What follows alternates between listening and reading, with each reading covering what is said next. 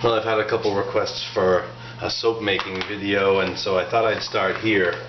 I have a friend who's considering making soap, and so I was going to show him how I do it. This is like I say, just a real beginner video, and this is the Brambleberry Quick Mix Basic. Now this contains some coconut oil, it says right here, palm oil, canola, olive, and vitamin E, which I guess helps moisturize, but it also acts as a preservative. This is heated to about 100 and something degrees. You know, I had it in a pan of water heating up, so it's all blended together. When it comes in the mail, it's a little bit solid and more opaque in color, but now that it's heated up, it looks like it might be about half olive oil or something. Anyway, I've used the Lye Calculator also from that same website, brambleberry.com. Not that this is an ad for them, but you know, that's where I'm getting a lot of my stuff. And so at their Lye Calculator, you can select, this is a screenshot from the website, you select solid soap as opposed to liquid, because that's what we're doing here. And I'm just going to use 35 ounces of this basic quick mix. But you could make your own. You could do olive oil, and you can pick olive oil and tallow. That makes a good soap, just olive oil and tallow, and you can put in the amount of ounces, you know. And then when you click calculate,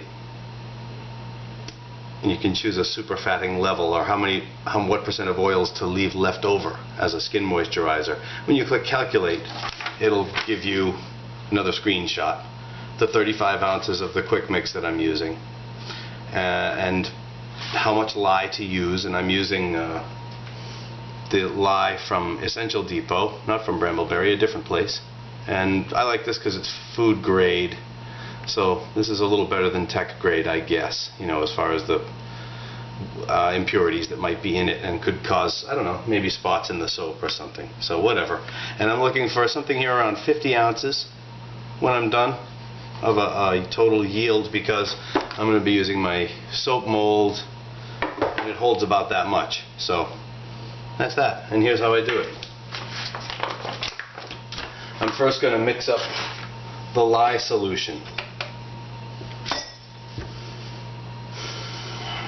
And so I'm going to tear my scale there at 0 ounces and weigh out the amount of water that it wants, 11.55 ounces. Is that perfect or what? Now I'm going to weigh out my crystals. Now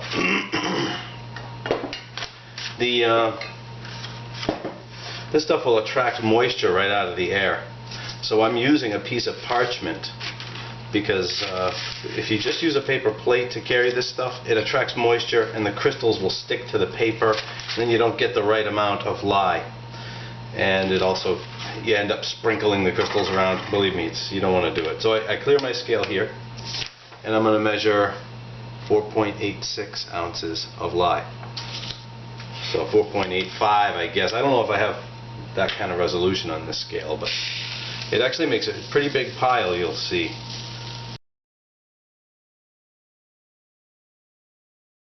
That's about as close as I'm going to get. 4.85. So I'm going to work always with this pan, with this glass. This is a mason jar, so it should be able to take any heat that's going to be created. This makes an exothermic reaction when you mix these crystals with the water. It gives off a lot of heat. It'll rise to almost boiling temperature. And so I'm going to put this inside of a pan as a catch basin, just in case this should happen to shatter. I want to be safe. This stuff is real strong. It can mess up your counter, and it can mess up your skin. And I'm wearing safety glasses. Although I have to admit I don't wear gloves. I feel like they make me more clumsy, and I'm more likely to have a spill in the first place if I wear gloves. So I've got a long spoon, a nice teaspoon that'll reach all the way to the bottom. I'm going to pour this in and stir to dissolve. It'll give off some steam from the heat, and you don't want to breathe that stuff directly. So that gets everything out of there. And now I'm going to toss this in the trash, this business.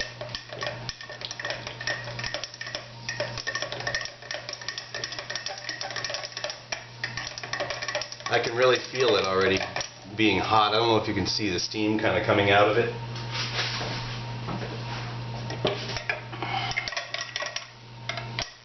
Now I want my soap to be a little warm here as I start the reaction with the fats, because I'm going to gel my soap, and if you leave it a little warm as it begins to cure, it will gel up and become a little bit more translucent, although it won't be a very translucent. It's still opaque, but it's a little bit more gel looking like, and I like that look. So I've got a little thing, a little oven kind of set up over here with an electric blanket. I'll show you.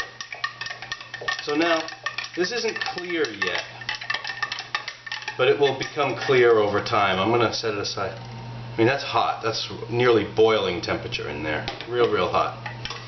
So I'm going to set this aside.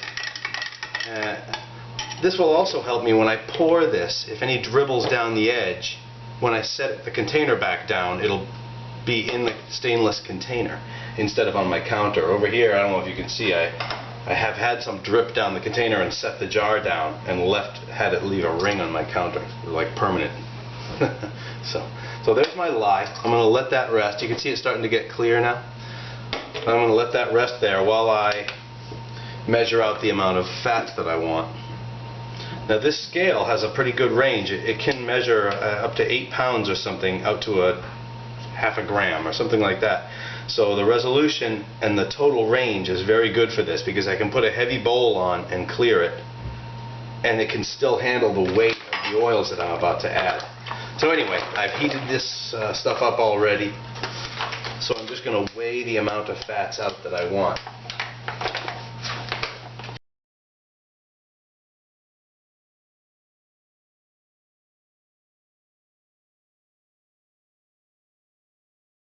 So, 1/10 of an ounce over. So there is the oils I'm going to use. Now, as I get moving along, I'm also going to put in some essential oils for fragrances. I have 10 times orange, which is a very strong kind of orange fragrance. It's an essential oil, though. It's just been distilled multiple times.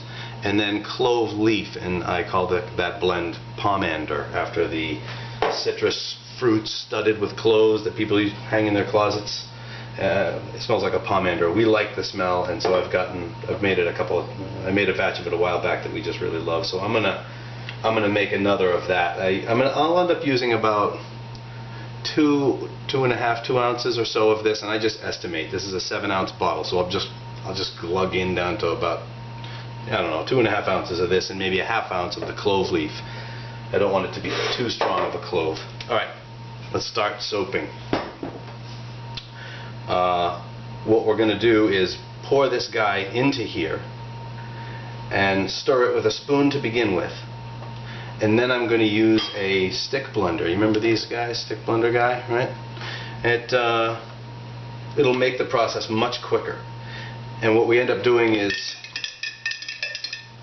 blending the two with this intermittently until it comes together like a pudding. And then you fold in your essential oils with a spoon at the end and then pour it in the mold. So really we're almost done here. Alright, let's do this thing.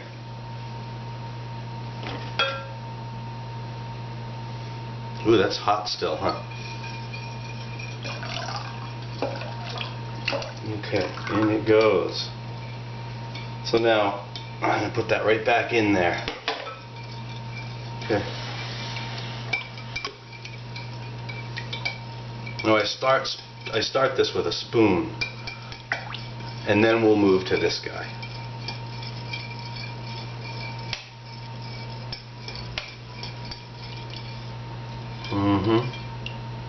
Yeah. You can see the little beads of fat and the lye. They kind of don't want to mix. It's almost like oil and water. I'm going to snap together my mold here. This is just a $10 silicone mold. I made a piece to go with it on a table saw, just a simple, got the height right and cut the pieces. And well, this guy kind of slides in here, and then I snap these guys on just to hold it together.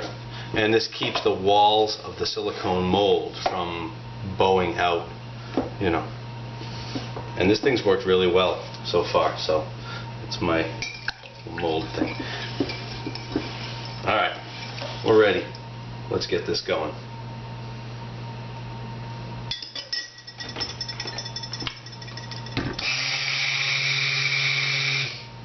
Oh yeah, see, it just right away gets opaque. Just do that a few times and it'll start to come together.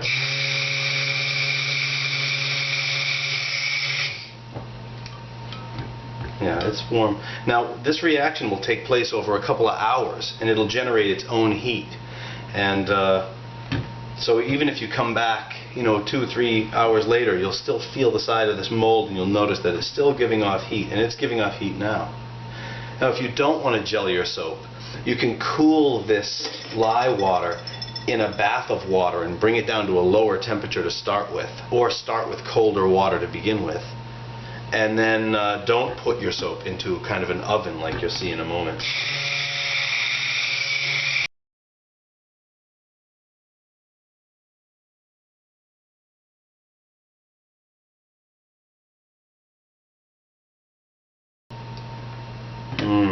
Now you want to wait until this condition called trace happens before you add your essential oils, because I guess you don't want to saponify these oils with the lye. You want these to remain unconverted,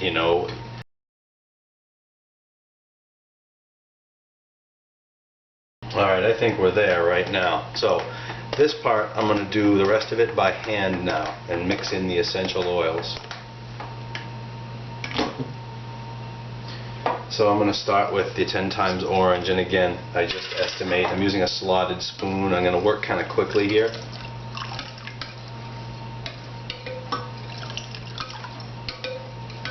Because I don't want it to thicken up on me. The soap batter now will start to thicken up pretty quickly. I mean, that really has a strong smell. That's good. It's a nice strong fragrance. A little more. That's good. Maybe just a little more. I always find that I wish that I had added more, so I'm going to do it. Now a little of the clove oil. Again, maybe just...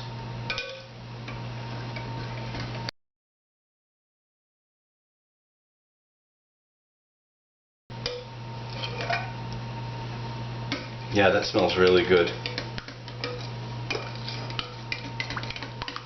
And the orange oil gives it a nice color too. I mean, it's a pretty convincing... See how that's thick now? Not quite as thick as applesauce, but it's thickened up quite a lot. And when it's this thin, you're not going to end up with bubbles and things in your soap. Yeah. I think when this gels, it'll be beautiful. A little more. Here we go. I'm going to pour this now into the mold.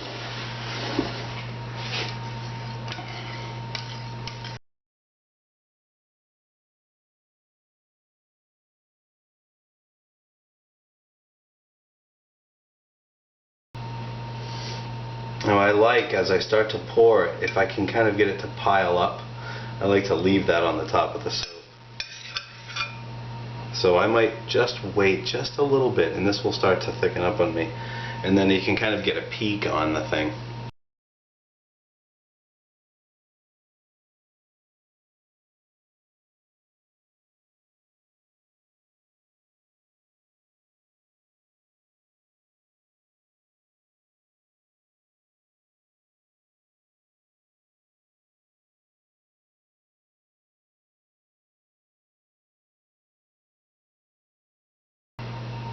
Now, if you like cooking, you'll probably like making soap. My wife likes the soap. My kids like the soap.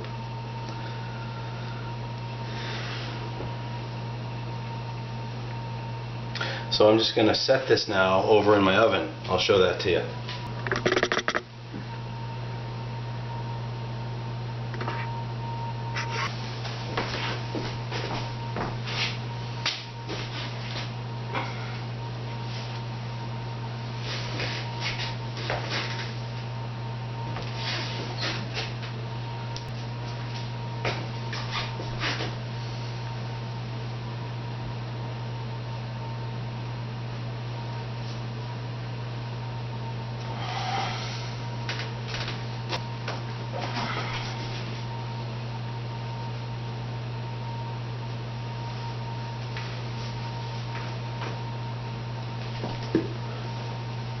I'll leave that in there about 10 minutes, and that'll let it gel up, and we'll see what it looks like. Okay, well, let's have a look inside here now. It's been about, I don't know, 10 minutes. Let's see what's going on. I can feel it's nice and warm in there. Yeah, see it gelling? I'm going to take it out now. Let's see what it looks like gelling. See it doing that? Okay. I'll put it on the counter. You can have a look at it in the light.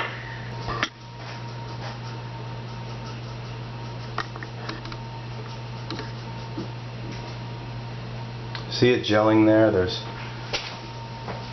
just a little bit of it left that's opaque.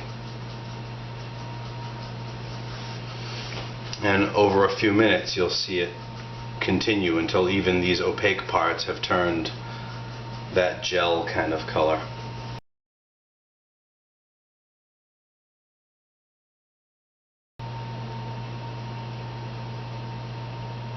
Now I'll have a look at it in a little while, maybe tomorrow or the next day, and I'll show you how I cut that up into bars. And